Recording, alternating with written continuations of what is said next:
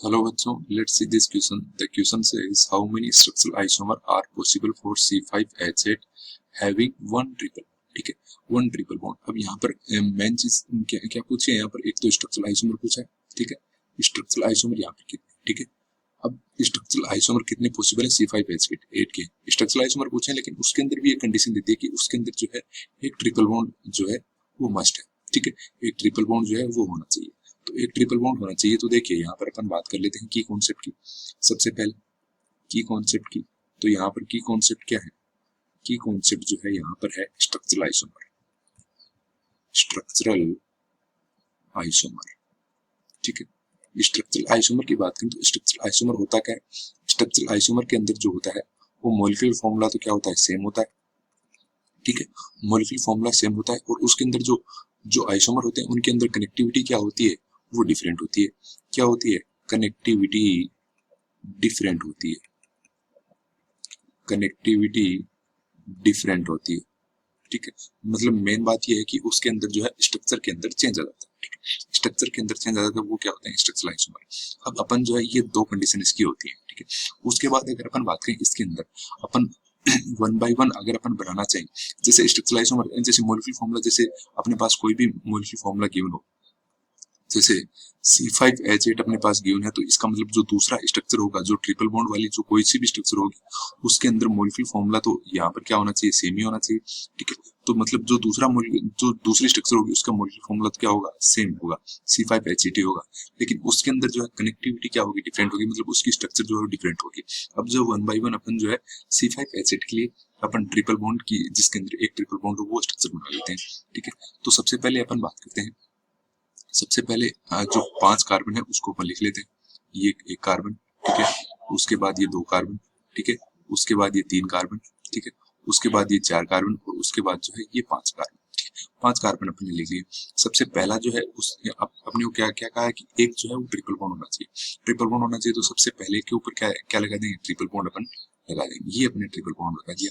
अब अपने को जो है 8 हाइड्रोजन यहाँ पर लगाने, तो यहाँ पर हाइड्रोजन हो जाएगा. ठीक है, यहाँ पर कुछ भी नहीं होगा. ठीक है, और यहाँ पर कितने हाइड्रोजन हो जाएंगे, 2 हो जाएंगे. यहाँ पर भी 2 हाइड्रोजन हो जाएंगे और यहाँ पर कितने हो जाएंगे, 3 हो जाएंगे. ठीक है, तो ये जो है इसके अंदर अपन काउंट कर लेते हैं, 1 2 3 हो गए. ठीक है, 3 और 2 5, 5 और 3 8, 8 यहाँ पर हाइड्रोजन हो गए.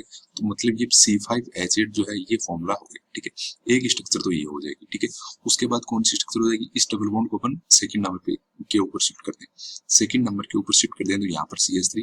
ठीक है, ये कार्बन, ये ट्रिपल बॉन्ड, ये कार्बन. ठीक है, और यहाँ पर डबल सिंगल बॉन्ड, यहाँ पर CH2 और यहाँ पर क्या आ जाएगा, CH3 आ जाएगा. एक ये स्ट्रक्चर हो जाएगी. ठीक है, उसके बाद लास्ट स्ट्रक्चर की बात करें, इसको अगर अपन, ये 1 नंबर पे था, ये अब यहाँ पर 2 नंबर पे है. ठीक है, ये 3, ये 4, ये 5. अब अगर अपन इसको 3 नंबर पे कर दें, अगर अपन इसको 3 नंबर पे कर देंगे, अगर इस जो जो ट्रिपल बॉन्ड है उसको अगर अपन थर्ड नंबर पे कर देंगे, थर्ड नंबर पे कर देंगे, तो यहाँ पर जो है थर्ड नंबर पे अगर अपन करके इसको चेक कर लेते हैं, तो यहाँ पर ये CH3.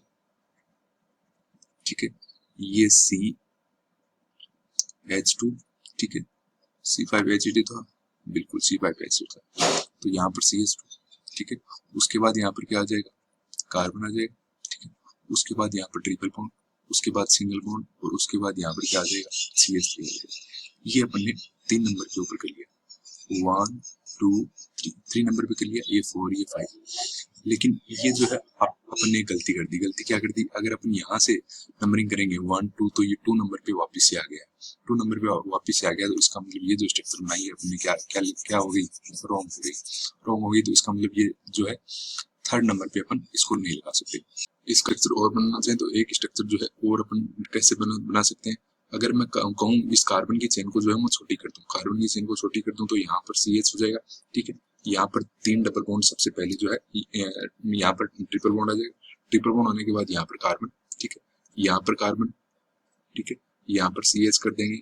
यहाँ से अगर अपनी एक कार्बन जोड़ दें, यहाँ CH3 जोड़ दें और यहाँ पर क्या हो जाएगा, CH3 जोड़ दें. ठीक है, तो एक चेन कितनी होगी, ये जो चेन है ये कितनी की होगी, ये चेन जो है 4 की होगी. 4 कार्बन की चेन होगी, 4 कार्बन की यहाँ पर चेन हो गई. तो अब जो है क्या ये स्ट्रक्चर सही है, तो इसके अंदर जो है 5 तो कार्बन है और 8 क्या है, हाइड्रोजन है, तो इसका मतलब ये भी क्या है, ये भी आइसोमर हो सकता है, स्ट्रक्चरल आइसोमर हो सकता है। अब अगर अपन और कोई भी स्ट्रक्चर बनाना चाहें तो वो स्ट्रक्चर इसकी पॉसिबल नहीं है, वो स्ट्रक्चर इसकी पॉसिबल नहीं है, तो इसके जो है कितने आइसोमर हो जाएंगे, टोटल जो है इसके 3 आइसोमर हो जाएंगे। कितने हो जाएंगे, 3 हो जाएंगे। कितने हो जाएंगे, 3 हो जाएंगे। तो इसके अंदर जो आंसर है वो कितना हो जाएगा, 3 हो जाएगा। कितना हो जाएगा, 3 हो जाएगा। ठीक है, तो यहाँ पर second option will be the correct answer for this question. Hope you will understand. Thank you.